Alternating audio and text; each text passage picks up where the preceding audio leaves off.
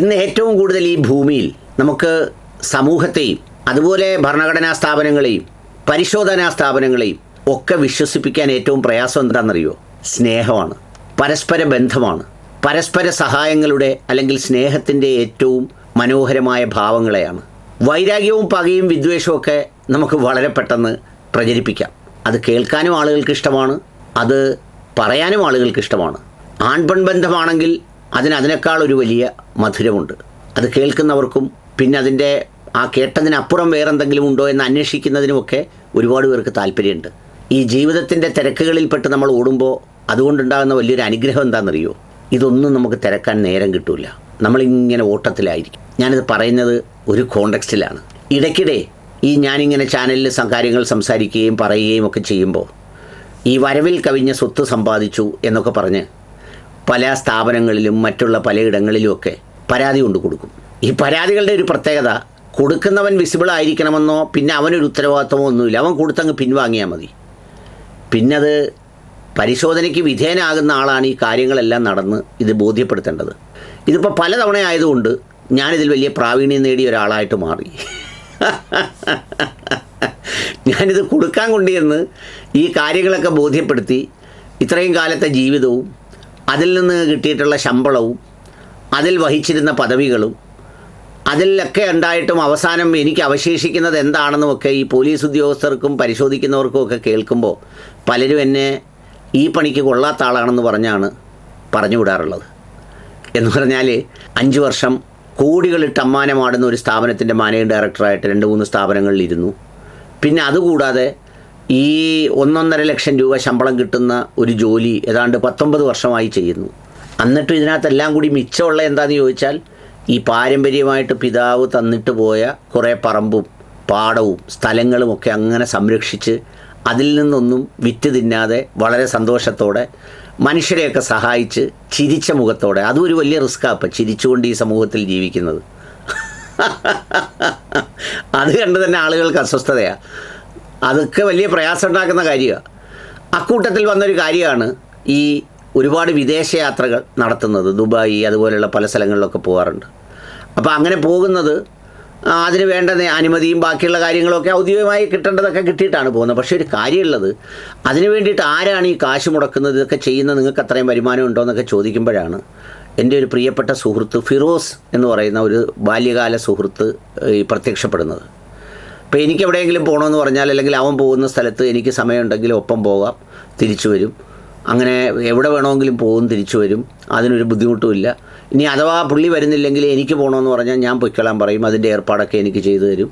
അങ്ങനെ പോയി താമസിക്കും, തിരിച്ചു വരും. ഇതിലൊന്നും ഒരു പ്രയാസവും പിന്നെ ഉണ്ടായിട്ടില്ല. അതിൽ സന്തോഷമേ ഉള്ളെന്ന് എനിക്ക് തോന്നിയിട്ടുണ്ട്. അപ്പോൾ അങ്ങനെ പോകാറുണ്ട്, വരാറുണ്ട്, ഇതൊക്കെ ഉണ്ട്. അപ്പോൾ ഇത് നമ്മളങ്ങോട്ട് പറയുമ്പോൾ അല്ലെങ്കിൽ ഇത് അവൻ തന്നെ പറയുമ്പോൾ ചിലപ്പോൾ അവനെ 1-2 പ്രാവശ്യമൊക്കെ വിളിപ്പിച്ച് ചോദിച്ചാറുണ്ട്, ഇതിങ്ങനെ ആണോ എന്ന് ചോദിക്കുമ്പോൾ അങ്ങനെയാണ്, എൻ്റെ സുഹൃത്താണ്, ഞാനങ്ങനെ പോകാറുണ്ട്, ഞങ്ങൾ അങ്ങനെയാണ് പോകുന്നതെന്നൊക്കെ പറയുമ്പോഴേ ഈ പരിശോധനാ ഏജൻസികൾക്കും ആളുകൾക്കൊക്കെ വലിയ പ്രയാസമാണ് വിശ്വസിക്കാൻ. നേര് സത്യം, എന്തിനാണ് അയാൾ അങ്ങനെ ചെയ്യുന്നതെന്നാണ് ചോദിക്കുന്നത്. എന്ന് പറഞ്ഞാൽ ഒരാൾ സ്നേഹം കൊണ്ടൊരാളിനെ എന്തിനാണ് സഹായിക്കുന്നത്? അതിൻ്റെ കാര്യം എന്താ? അപ്പോൾ ഇപ്പോഴത്തെ കാലത്ത് സഹായിക്കാതിരിക്കലാണ് അല്ലെങ്കിൽ സഹായിക്കുന്നില്ല എന്ന് പറയുന്നതാണ് സാമാന്യവൽക്കരിക്കപ്പെട്ട ഒരു യാഥാർത്ഥ്യം. ഇപ്പം ഞാൻ എൻ്റെ ഒരു സുഹൃത്തിന്, എനിക്കറിയാവുന്ന ഒരാളിനൊരു ജപ്തി വന്നു. പെട്ടെന്ന് അയാൾക്ക് 5 ലക്ഷം രൂപ കൊടുത്ത് ആ ജപ്തിയിൽ നിന്ന് അയാളെ ഒഴിവാക്കി. അതങ്ങനെ പണ്ടൊക്കെ എന്ന് പറഞ്ഞാൽ കൊടുക്കാതിരുന്നാലാണ് അയ്യോ അവനെ സഹായിച്ചില്ലല്ലോ എന്ന് പറയുന്നത്. ഇപ്പം കൊടുത്താലുള്ള പേരെന്താണെന്നറിയോ? ഒന്നെങ്കിൽ കൊടുക്കുന്നവന് ഭയങ്കര കള്ളപ്പണമുണ്ട്, അല്ലെങ്കിൽ അവൻ എന്തിനാ അങ്ങനെ കൊടുത്തതെന്നാണ് ചോദിക്കുന്നത്. എന്ന് പറഞ്ഞതുപോലെയാണ് എന്തിനാ പുള്ളി സഹായിക്കുന്നതെന്നാണ് ചോദിക്കുന്നത്. അത് സഹായിക്കുന്ന സുഹൃത്തായതുകൊണ്ട് ആ സുഹൃത്തിനെ അങ്ങനെ സഹായിക്കുമോ? പിന്നെ അങ്ങനെ സഹായിക്കും. അങ്ങനെ സഹായിക്കുന്ന സുഹൃത്തുക്കൾ, അങ്ങനെ സഹായിക്കുന്ന സുഹൃത്തുക്കളുണ്ട് എന്ന് വിശ്വസിക്കാൻ വലിയ പാടാണ്, വലിയ പ്രയാസമാണ്. ഞാനിത് അവനോട് പറഞ്ഞ് ചിരിച്ചപ്പോൾ അവൻ പറഞ്ഞതിനകത്ത് ഒരു കാര്യം കൂടി ഉണ്ടായിരുന്നു. ഒരാളിതിൽ പെണ്ണായിരുന്നെങ്കിൽ വളരെ എളുപ്പം വിശ്വസിക്കാൻ എല്ലാവരും.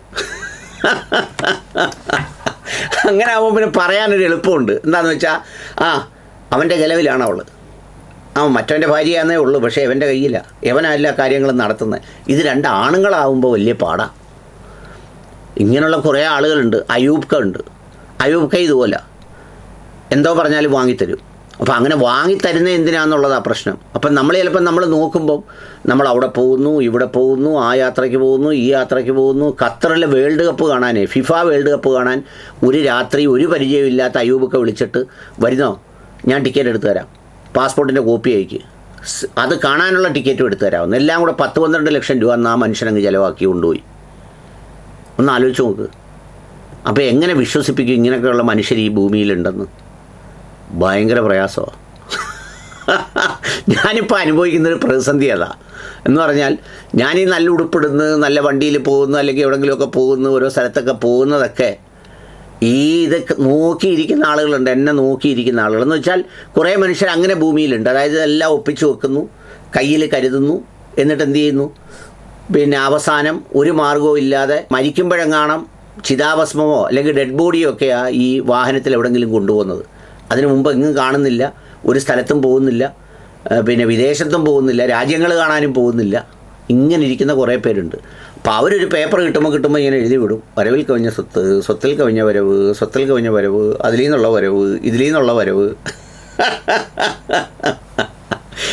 എന്താ പുകില്! ഇതൊക്കെ നമ്മൾ ചെയ്തുകൊണ്ടിരിക്കുമ്പോഴാണ് ഓരോരുത്തന്മാർ വന്നിട്ട് ചോദിക്കുന്നത്, നിങ്ങളിങ്ങനെ ഇതിനകത്തിരുന്ന് ചിരിച്ച് അതിനകത്തുനിന്ന് കിട്ടുന്ന കോടിക്കണക്കിന് വരുമാനം കൊണ്ട് എന്നൊക്കെ പറഞ്ഞ് നമ്മളിതിൻ്റെ പുറകിൽ ഇതിന് പലതിനും വിശദീകരണം കൊടുക്കാനും അത് പറയാനും അത് ചെയ്യാനും വേണ്ടി നടക്കുക.